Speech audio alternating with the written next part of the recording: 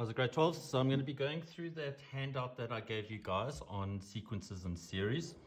I will attach the question paper with this video so you guys have it there as well.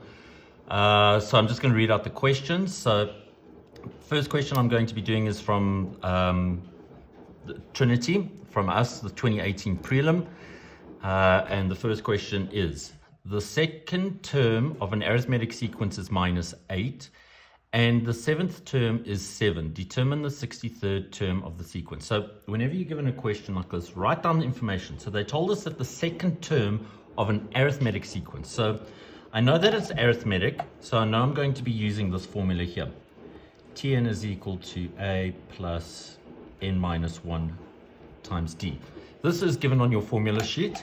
Okay, so they told us that the second term, so t2, is equal to -8, and the seventh term, t7, is equal to 7. All right, what we need to do is we have to find the 63rd term. All right, so in other words, what I need to do is I need to find my a and the d. All right, n we know will be 63.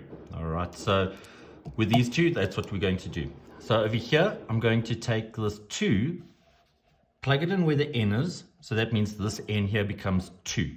So I'll get a plus 2 minus 1 times d for this one here. So we'll get a plus 2 minus 1 times d equals -8. For this one here, I'm going to do something very similar. Just plug in the 7 for where n is, and then that n becomes a 7. So we get a plus 7 minus 1 times d equals 7. Okay, let's just simplify this. So we get a plus d equals -8.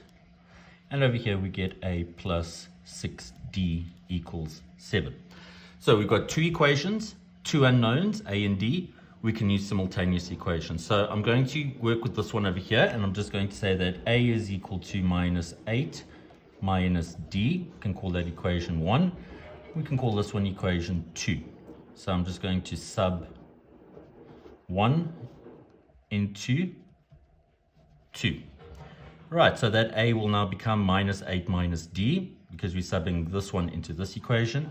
So we get -8 minus d plus 6d equals 7 from here, grade 12s. Right, we can now simplify this. So minus d plus 6d will give us 5d equals, if I take the 8 to the other side, it becomes a plus, so we get 7 plus 8, which gives us 15. Divide through by 5, and we get d is equal to 3. Okay. What I need to do now is I need to substitute this one back into 1. Why? Because we've got an expression for a in terms of d, and we can find out what a is. So I'm just going to say here sub into equation 1, and we get a is equal to -8 minus 3. So a is equal to -11. Okay, so now we're ready to answer the question, which was find the 63rd term. So T63 is equal to, and I'm using this formula over here. We know what our a is. We've worked it out to be -11 plus 63 minus 1 times d. We calculated over there, which is 3. You can just plug that in the calculator and get your answer, which is T63 is equal to 175. Okay, then if we go into question B,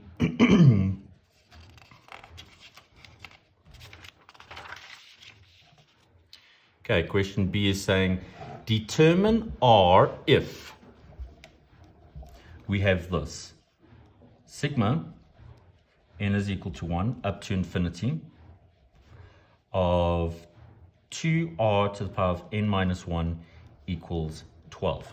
Okay, so now we're dealing with a sum to infinity problem. So your formula for that is sum to infinity is equal to a over 1 minus r.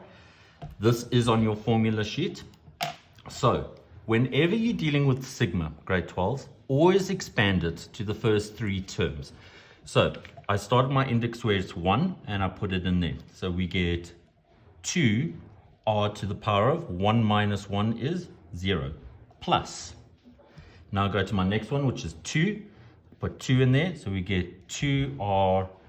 2 minus 1 is 1 plus. Now go to the next one, which is 3. 2r, if I put 3 in there, I get squared plus. And this goes on indefinitely, and this whole sum is equal to 12. Okay. Now, in order to use this formula here, I need my first term, which is a, which we've got here, and we need our common ratio. Now, in order to work out the common ratio, it's T2 divided by T1. Okay, so here's our T2, so we get R is equal to 2R to the 1 divided by, and our T1 is this, which is just 2. Now, why is it 2? Because remember, anything to the power of 0 is 1, so this is 1 times 2, which is just 2. So our R here is equal to R, okay? Now, don't get confused with this R and this R. This R is what we're multiplying each time to get to the next term. This is just an R from your formula, and it just so happens that they come out to be the same thing, okay? So now that we have our first term, and I just want to make a note here that A is equal to 2, R to the power of 0, but R to the power of 0 is 1, so it's just 2. Now what I can do is I can plug in all my information in here, and then we can calculate what R is. Also remember, we know what the sum to infinity is. The sum to infinity, they told us, was 12, okay?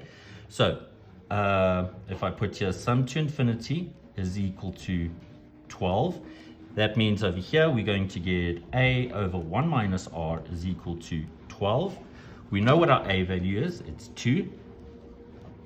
1 minus, and our R is R, equals 12, okay?